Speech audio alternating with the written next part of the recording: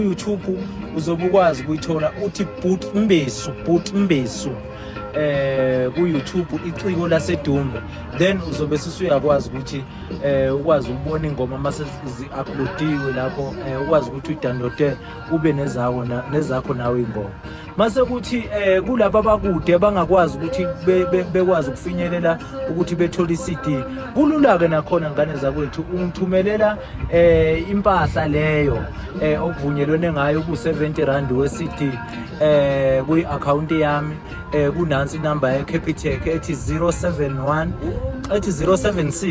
7180396. Base mina ngiyakwazi ukuthi ngithumelele ingoma ngeWhatsApp.